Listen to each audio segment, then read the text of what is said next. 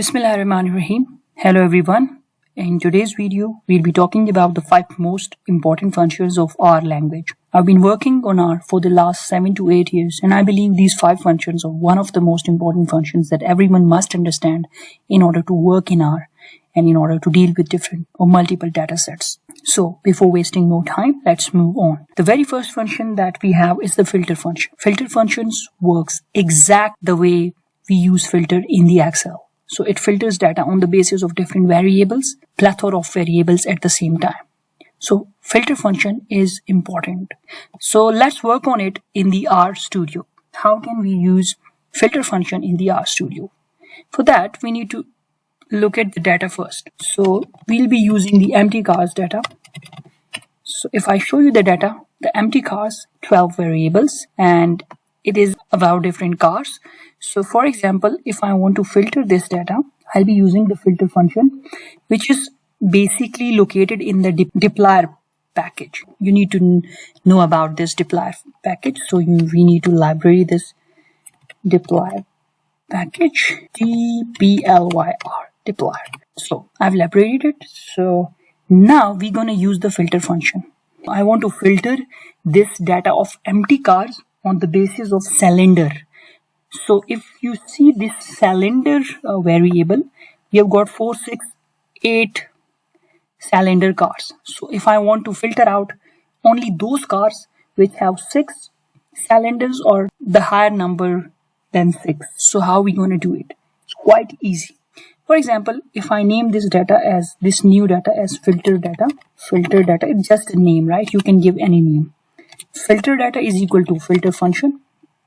What I'll be needing in this filter function, the very first thing is data. So I'm going to filter the empty cars data. So the second thing that it requires is actually the condition. So on what basis you want to filter this data? I want to filter it on the basis of cylinders, which is syl variable, syl. So I'm giving it cylinder should be greater than or equal to 6. Right.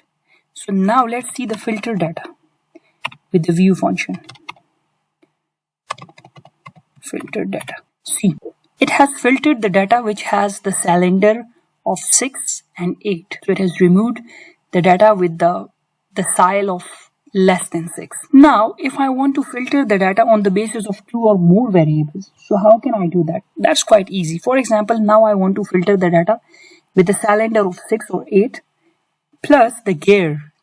We have got 3, 4, the gears with the value of 3 and 4 and 5. So I want the gear to be 4 and I want the cylinder to be either 6 or greater than 6. So that's again easy. So let's name it as filter data.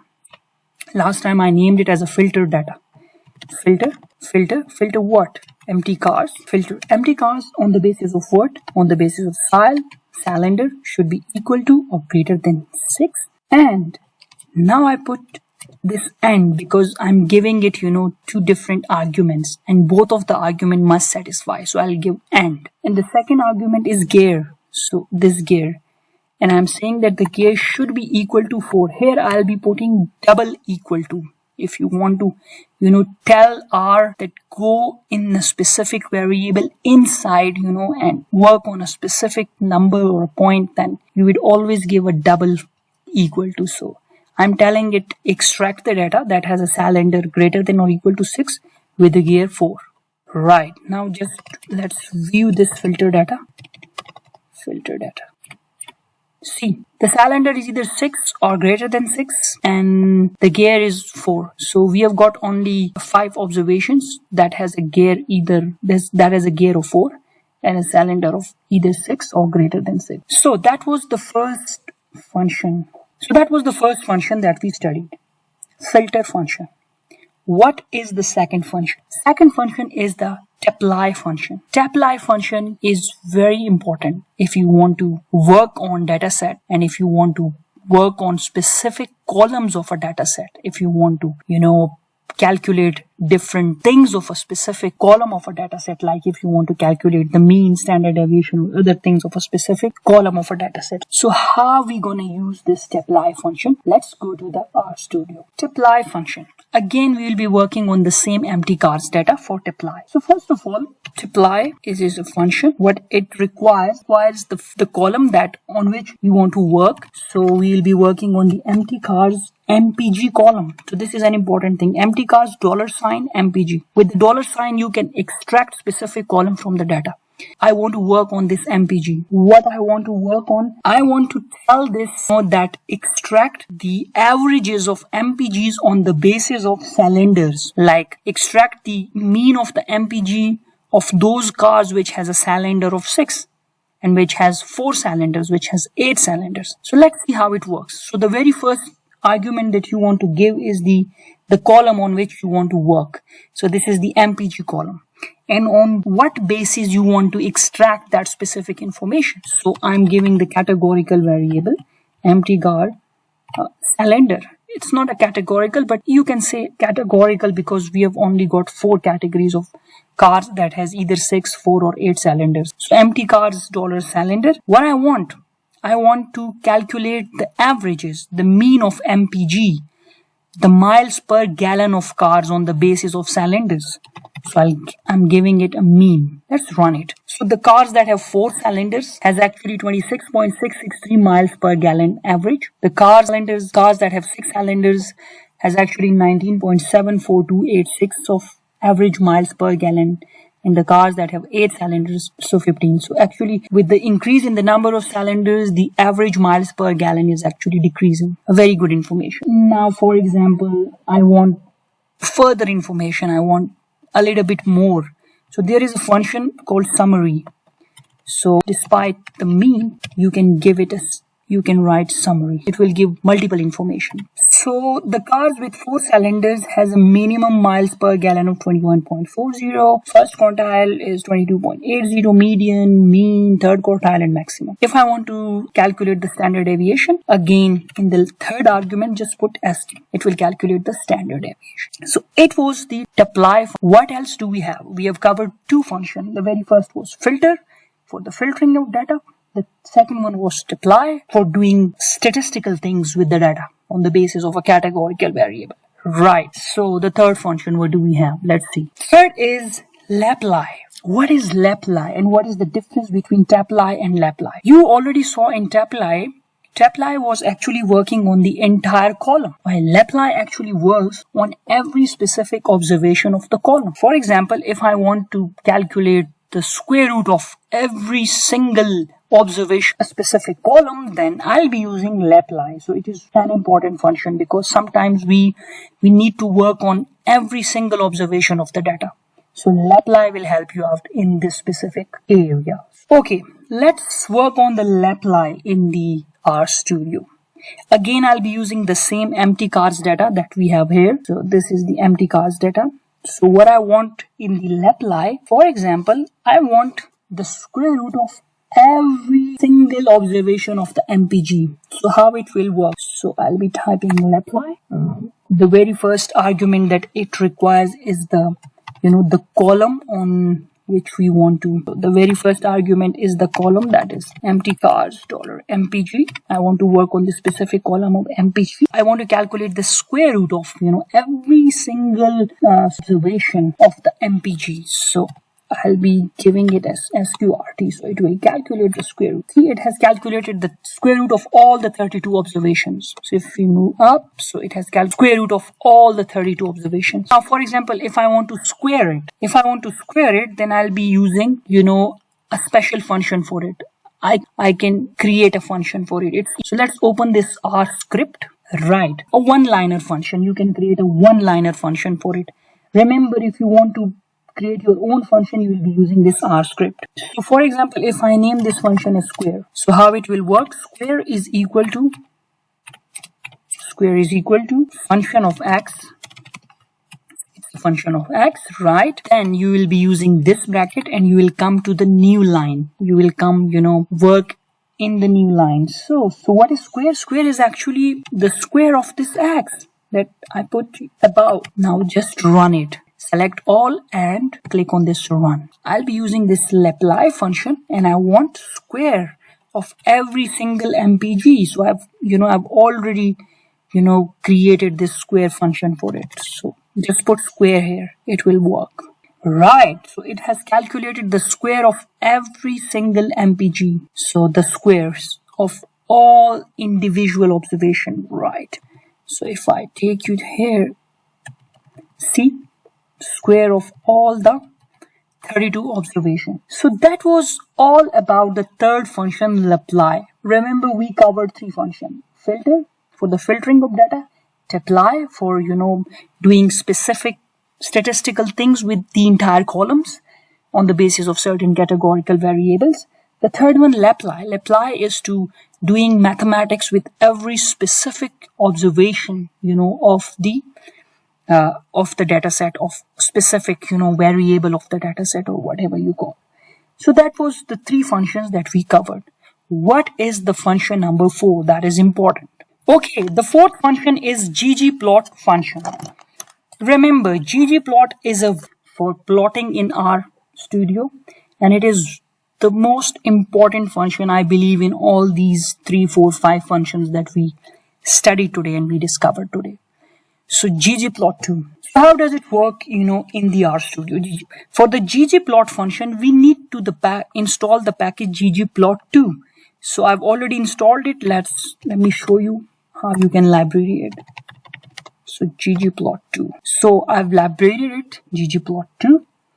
Okay. So first of all, what we will be doing in this ggplot function.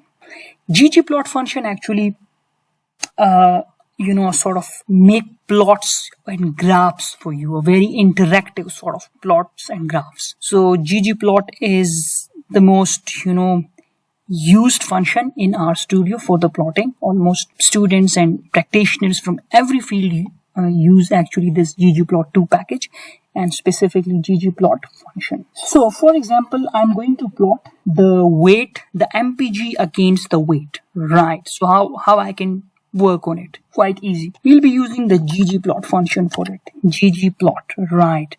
And then I'll be telling on what data I'm working. So data is equal to empty cars, right? So I've given the data. Now I'll be giving the aesthetic. Aesthetic works, inside this parenthesis. So aesthetic AES.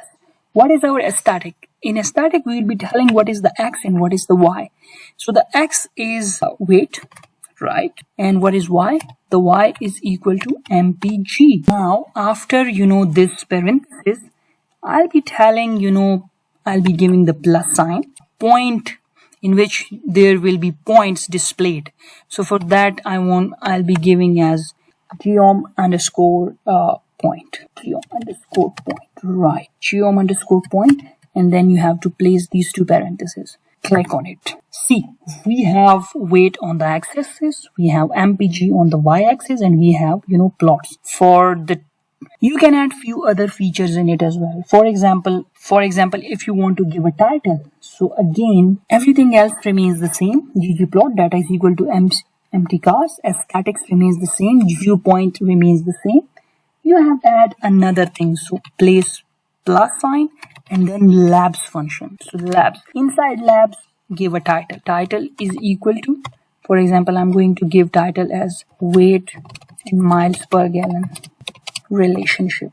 A lengthy title, but it works. See, weight and miles per gallon relationship. If I zoom in, so this is weight and miles per gallon relationship, right? Now, if I want to add few other features, for example, I want to, color these dots on the basis of a third variables. For example, I want to color these dots on the basis of cylinders. Identify, inside these points that what kind of cylinders these cars have. So that's quite easy. Everything will remain the same. Everything. Just you have to add in this aesthetic a third feature in which you will be telling what? You will be telling that the color. So color is equal to cylinder, right? The rest will remain the same. Click on it. See, so it has colored the dots on the basis of cylinder.